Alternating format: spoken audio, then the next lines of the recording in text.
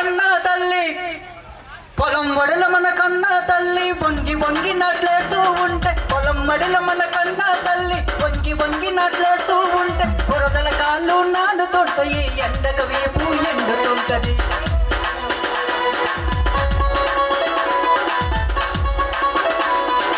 బురదల కాళ్ళు నానుతుంటాయి, ఎండక వేపు ఎండుతుంటది. నెత్తురు చెమటై కారుతుంటది, నెత్తురు చెమటై కారుతుంటది, పొట్టలో ఆకలి మండుతుంటది, పొట్టలో ఆకలి మండుతుంటది. ఆకలి మంటను, ఈ ఆకలి మంటను ఆర్పుకునేందుకు ఎత్తిన రాగం నిజమైన జానపదము, ఎత్తిన రాగం నిజమైన జానపదము.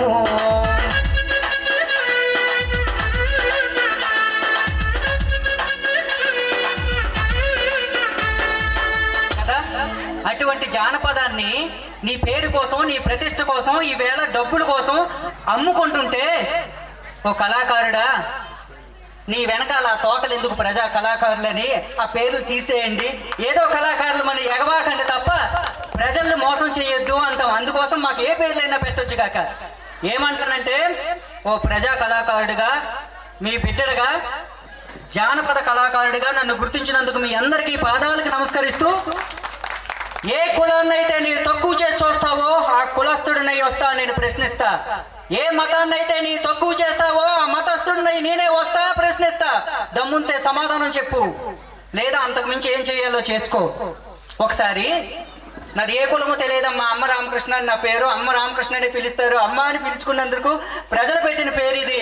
ప్రజలందరికీ మరొకసారి శిరస ఉంచి నమస్కరిస్తూ, యాదవులు తక్కువ ఉన్నారు అక్కడ. ఈ యాదవులన్నోళ్ళు ఆవులు, గొర్రెలు, మేకలు మా చెరువులో, మా నూతులో తాపించకండి, మీరు తక్కువ జాతువులు అడవులంట తిరుగుతారు అన్నారు. అక్కడికి యాదవుడనై వెళ్ళా. ప్రశ్న: తల్లి జవనాల నుండి పాలు రాత పిల్ల కుక్క తిప్పక ఏడుస్తుంటే, మాలమందావు పాలును తెచ్చి, మాలమందావు పాలును తెచ్చి, ఆపసి కోనకి అమృతమైతే ఆవు పాలలో నీళ్ళే కలిపి కొల్లవాడు మాకిచ్చాడంటూ అబండాలు మా నెత్తిని వేసి ఎగతాళిగా నవ్వుకొందువే. సమాజమా సమాజమా తల్లి పాలు తగి రొమ్ము గుద్దుడేలే. సమాజమా మా ఉప్పు తిని మమ్ము వెక్కిరిస్తేవేమే. రోడ్డు వెంబడి లారీ నడుపుతూ బుర్రు బుర్రుమని జోరిగా తొక్కుతూ అడ్డం వచ్చిన గుర్రెను చూసి రేగొల్లోడని కేకలు వేసి నోటికి వచ్చిన బూతులు తిట్టిన ఓ డ్రైవేరన్నా. నీకు నిద్ర వద్దని తాగే టీకి పాలు పోసునోడు జర గుర్తు పెట్టరన్నా. సమాజమా ఇలా సమాజం నేర్పించినవే. నేనేం కవిని కాదు, కళాకారుని కాదు.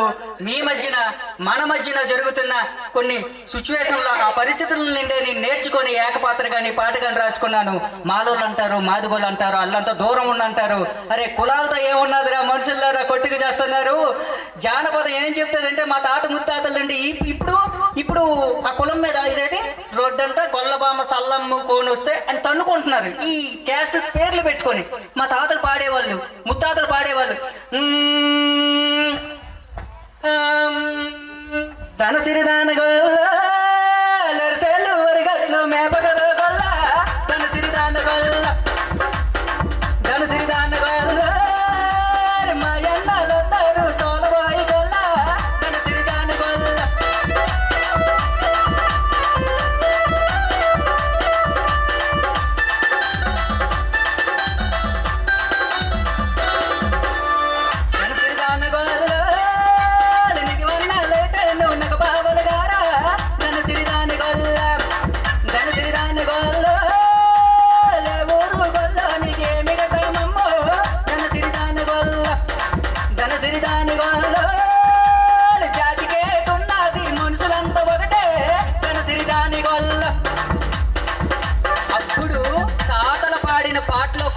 చెప్పినారు మనుషులంతా ఒక్కటే, జాతికి ఏటున్నది అని.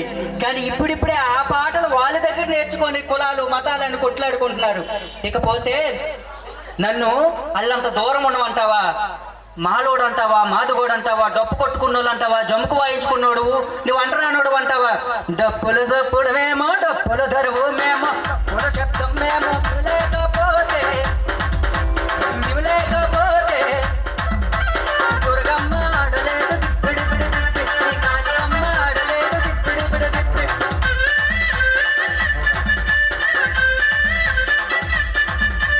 తుడుము దెబ్బ మేము తుడుము తప్పుడు మేము తుడుము దెబ్బ మేము నీవు లేకపోతే నీ దుర్గమ్మ ఎంత లేదు దిప్పిడి పిడి దిప్పి నీ కాళియమ్మ ఆడలేదు దిప్పిడి పిడి దిప్పి తుడుము తప్పుడు మేము తప్పుడు మేము తుడుము దెబ్బ మేము నీవు లేకపోతే నీ దుర్గమ్మ ఆడలేదు దిప్పిడి పిడి దిప్పి కాళియమ్మ ఎంత లేదు దిప్పిడి పిడి దిప్పి అంటే ఒక్కటి ఆలోచిద్దామా ఎవరో ఒక రాయిని తెచ్చి ఆ రాయికి కళ్ళు ముక్కు చెవుళ్ళు చెక్కి దాని మీద ఇలా కూర్చోబెట్టి దానిపైన నీళ్లు చిలకరిస్తే దాన్ని దైవాన్ని చేయగల శక్తివంతులు ఉన్నప్పుడు ఆ నీళ్ళేవో మా మీద కూడా చిలకరించేసి అందరినీ ఒకే కులంగా చేసేవచ్చు కదా, మనుషులమంతా ఒకటే కదా, ఎందుకు మధ్యలో రాయిని దేవుడిగా చేయగలిసిన మంత్రం మీ దగ్గర ఉన్నప్పుడు మనిషిని మనిషిలాగా చూసే మంత్రం లేవా? ఏదో ఒక మంత్రం వేసి మన అందరితో ఒకటి చేసేవచ్చు కదా. మీరు చేయలేరు, మీ బ్రతుకు కోసం కానీ మీ జీవితం కోసం కానీ మీరు చెయ్యొచ్చేమో, కానీ జానపదం శ్రమలోంచి చెమట చుక్కలోంచి పుట్టింది. ఆ శ్రమించే వర్గం ఉన్నంత వరకు వాళ్ళ పక్షాన ఈ జానపదం నిలబడుతూనే ఉంటుంది. నిజమైన కళాకారులు ఇలాగే ప్రజల మధ్యకు వచ్చి ఇలాంటి వేడుకలు పెట్టి ఇలాంటి పాటలు పాడుతూ మీతో సమంగా మీ పోరాటంలో ముందుకు సాగుతామని మళ్ళొకసారి మాటిస్తూ అమ్మ సెలవు తీసుకుంటున్నాను. ధన్యవాదాలు. Thank you sir.